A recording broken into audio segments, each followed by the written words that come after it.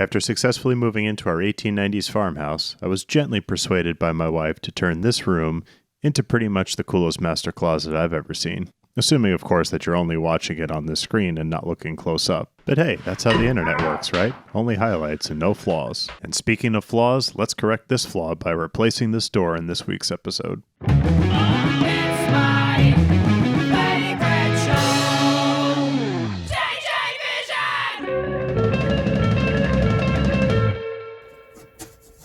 For those that remember from a few episodes ago, we unfortunately broke the pane of glass on this door when we were moving our mattress up the stairs. For a while, the garbage bag and the piece of board was working quite well, long enough at least to finish the master closet. But then one day a mysterious storm rolled in, and during the might of its fury, we realized that our house was haunted by a four-fingered child with demon eyes. And the next thing we knew, it seems like my nephew wanted to expedite the door fixing process. And now it's the top project on the list. Who is it? Oh, it's me, the glass that only breaks when you don't want it to. Oh, great. Come on in. But before we can get started with this door swap, I need to check with my boss to make sure that it's approved. You all know her. You all love her. Here she is. It's Maggie! Hey, boss, is it okay with you if I replace this broken door? Geez, say it with your eyes, why don't you?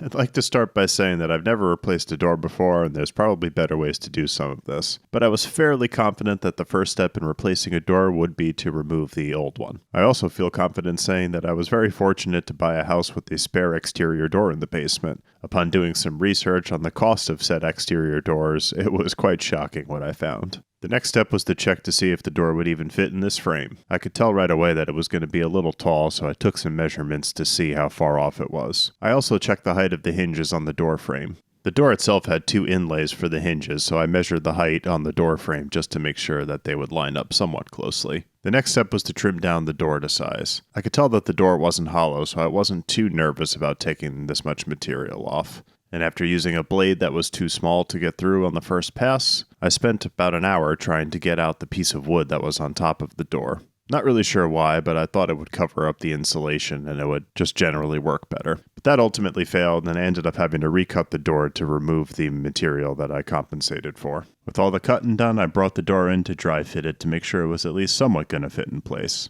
Looks pretty good.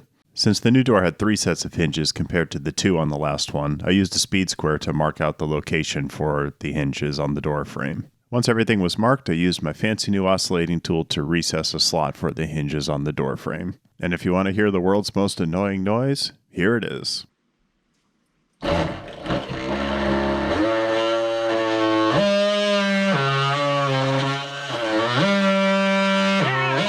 This door company makes it real easy for you. The slots for the hinges are already recessed on the door, so you just need to screw them into place.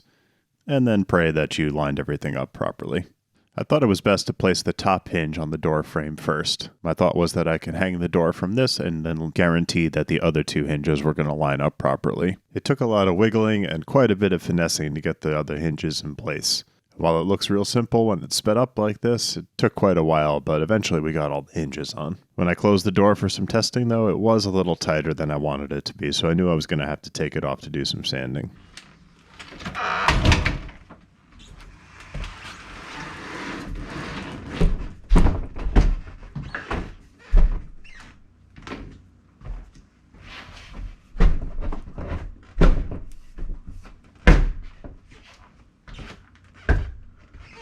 Before I did the final sanding, I knew that I wanted to attach the handle and the door jamb, just to see what I was actually working with. But the door was tight enough that I knew I could do some initial sanding to take down the spots where it was getting stuck. Thought this would be quite helpful, but in the long run it proved to do pretty much nothing. In the 18 seconds of Googling that I did prior to doing this project, I've read that it was kind of a pain to drill these holes in the door. Fortunately for me, the door came with the holes already set up, so I think it's time to install the door hardware. You definitely want to start by putting the door catch in the wrong spot and then having to remove it again. If you don't do that, the door is just not going to work properly. Trust me, I'm an expert, as you can clearly tell. Once you have the deadbolt mechanism in place, you're going to want to take the cap and attach that as well. And then remove it and then put it back on a few times just to make sure that you really got it on there good. This is, of course, assuming that you want your door to lock. If you don't want the door to lock, you could just leave that whole piece off. Make it nice and easy. I know there's a big movement these days about not having door handles either, but I'm not one of those people, so I installed the door handles. But hey, if it's your jam to not have one, have at it. When the door was closed, I marked out the location where the deadbolt and the door catch would go into the wall. And speaking of jams, I used my oscillating tool to countersink the door catch into the frame of the door. It took a little finessing as it seems like there's been a few doors hung in this frame, but we eventually got it in. If time wasn't of the essence, I definitely should have just reframed this whole door, but it was more important to me to have the door in place than it is to redesign the whole contraption. Now that the door was in place, I could really start to isolate where it was getting stuck in the frame. It seemed like the biggest culprit was at the bottom of the frame, so I used my oscillating tool to try and remove some of the paint or stain, whatever it was, from the frame to see if that was causing it to stick. I'm not going to say it made it worse, but it definitely didn't make it better. So off camera, I used my hand plane and I spent quite a while sanding it down to make it fit. I knew that wood would contract in the winter, so I took off very small amounts at a time and would test fit the door after each pass. Now that painstaking process is over with, it's time to cover up all the ugly spots. Add the trim around the door frame. All things considered, this went very smooth. All I used was some brad nails to tack the trim into place and made sure everything was cut to size. The only thing I regret doing was not mitering the top corners, but it's tall enough that you can't really see it unless you're looking for it, or if you point it out in the YouTube video. And watching this back now, I really need to paint that window frame because it stands out like a sore thumb. Now before we can get to testing, there's just one critical step that we need to do.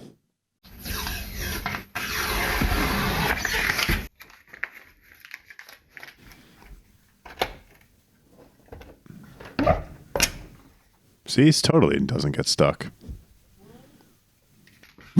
The door may have been fixed, but outside, a much larger problem lie in wait. Was it more black magic from the demon child wiggling his fingers? Nope, this is just what happens when you fail to find a used ride-on mower before the lawn becomes a major problem.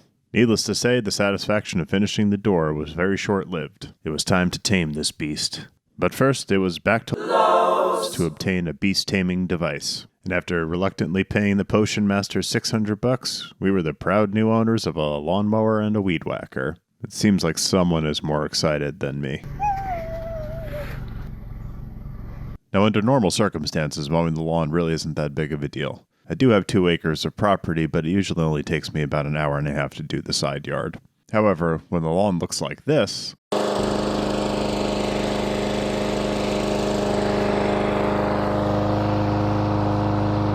it ended up taking over 9.5 hours to do the side yard. But with the beast tamed, it was time to move on to some other yard projects. And if you thought they'd be less ridiculous, that's where you're wrong. Boom, here I am stuffing my Subaru full of tree branches because I don't have a pickup truck. I also didn't have a wheelbarrow at the time, so we had to stuff it multiple times. Hole in tree branches? Not a problem. And I gotta say, it was pretty amusing seeing my neighbors' faces as I dragged this through the front yard. With the initial yard cleanup done, I think that's going to do it for this week's video. If you've made it this far and you think I've earned it, I'd love for you to hit that subscribe button. And I don't know, maybe share it with a friend or like it as many times as I thought it was necessary to open and close this door. But whatever you decide, I'd like to thank you all for watching, and I'll see you on the next one.